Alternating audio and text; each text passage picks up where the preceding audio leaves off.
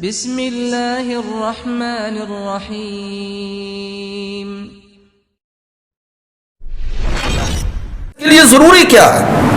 اس کے لیے ضروری ہے کہ ہم مثلا ابھی یہ جو سیلاب کی صورتحال ہے، اس میں آزمائش کیا تھی جس میں ہم ناکام ہوئے ہیں، اور اب ہم اس آزمائش میں سرخرو کیسے ہو سکتے ہیں۔ آزمائش رب العزت کے قوانین، اللہ رب العزت کی سنت جو عام طور پر تبدیل نہیں ہوتی، جب وہ چاہے تو بدل دیتا ہے، لیکن عام طور پر وہ بدلتی نہیں ہے۔ اگر اس نے یہ قانون دیا ہے نا کہ لیس للانسان الا ما سعی، محنت کے بغیر نہیں دوں گا، تو نہیں دیتا، وہ دے سکتا ہے۔ رب تعالیٰ بغیر محنت کے بھی دے سکتا ہے، وہ چھت پھاڑ کے بھی دے سکتا ہے، لیکن وہ خود فرما رہا ہے کہ یہ جب میں کروں گا تو لوگوں کو متوجہ کرنے کے لیے کہ ہاں میں طاقت رکھتا ہوں۔ لیکن قانون میرا یہی ہے کہ اگر انسان نے بحیثیت فرد کے کامیاب ہونا ہے تو میرا قانون یہ ہے کہ لیس للانسان الا ما سعی، انسان کے لیے وہی کچھ ہے جس کے لیے وہ کوشش کرتا ہے، محنت کا کوئی شارٹ کٹ نہیں ہے۔ یہ قانون اس نے قرآن میں دیا ہے، اور بحیثیت قوم یہی قانون اور اصول ہے۔ اور یاد رکھیے کہ اللہ رب العزت کی عطا میں ایمان کا اس سے کوئی تعلق نہیں ہے۔ وہ اگر کوئی بے ایمان، کوئی خدا کا منکر، کوئی ایسی قوم جو اللہ کے راستے سے ہٹی ہوئی ہے، لیکن اللہ کے بعض قوانین کو اگر وہ قوم اپنا لے گی تو اللہ رب العزت کم از کم دنیا کے اندر ان کو سرخرو کر دے گا۔ تو اس کا کوئی تعلق ایمان کے ساتھ نہیں ہے، سننے الہیہ کے ساتھ ہے۔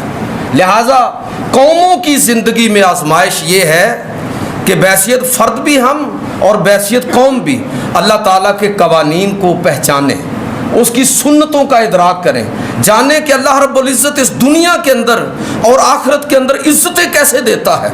خوشحالی کے جو اس نے اصول اور معیارات دیے ہیں ان کو ہم بروئے کار لائیں گے تو اللہ رب العزت اس کے نتائج سے لازمی طور پر ہمیں سرفراز فرمائے گا۔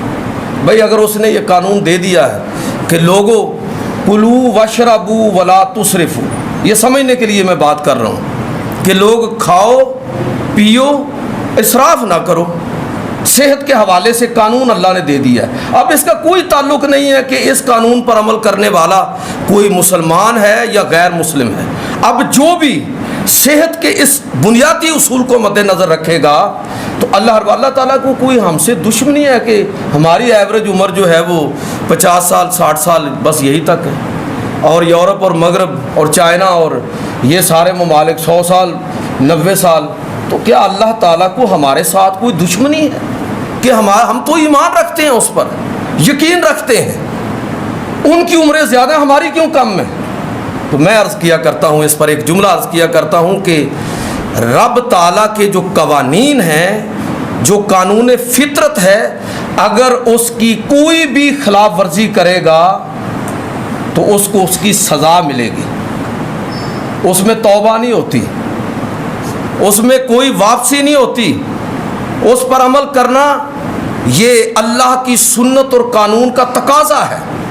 قوموں کی برادری میں کامیاب ہونا ہے، اس کے اصول اللہ رب العزت نے دیے ہیں کہ وہ آپ دیکھ لیجئے کہ کن قوموں پر اللہ نے عذاب نازل کیا اور کیوں نازل کیا۔ صرف اس وجہ سے نازل نہیں کیا، یہ بھی ایک وجہ ہے کہ وہ اللہ پر ایمان نہیں رکھتے تھے، لیکن باقی چیزیں آپ ذرا غور کریں کہ بے ایمانوں کو اللہ نے مہلت دی ہے، بد کرداروں کو، انسانیت کے دشمنوں کو، اور لوگوں لوٹ مار کرنے والوں کو اللہ رب العزت نے عذاب کے اندر مبتلا کیا ہے۔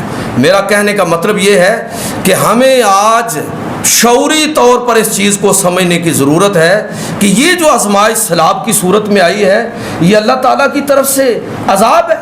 نہیں بھائی، یہ عذاب نہیں ہے۔ اگر یہ عذاب ہوتا تو میں اب نام نہیں لیتا، آپ کے ملک کے بڑے بڑے بڑی جو رجیم ہے نا، یہ ان پر پہلے نازل ہوتا، تو یہ غریبوں کے گھروں کے رخ کیوں کر رہا ہے؟ یہ آزمائش خاص علاقوں کے لیے کیوں ہے؟ تو اس کا مطلب یہ ہے کہ یہ آزمائش کچھ اور چیزوں کی خلاف ورزی کے نتیجے میں آئی ہے. وہ کیا ہے؟ وہ اجتماعی جرم ہے جس کے اندر ہم بحیثیت قوم مبتلا ہوئے ہیں. اور وہ اجتماعی جرم کیا ہے؟ وہ اجتماعی جرم یہ ہے کہ میرا اور آپ کا شعور صرف اتنا ہے کہ میرا فائدہ کس میں ہے، مجھے کیا مل رہا ہے. قوم، ملک کے لیے اجتماعی شعور، اللہ تعالی ہمیں معاف فرمائے، اس بارے میں کبھی سوچے نہیں ہم نے. جب قوم اس طرح کے ذاتی مفادات کے اندر جکڑی ہوئی ہوتی ہے تو پھر اللہ رب العزت ان کو آزمائش کے اندر اور سخت آزمائش کے اندر ڈال دیتا ہے.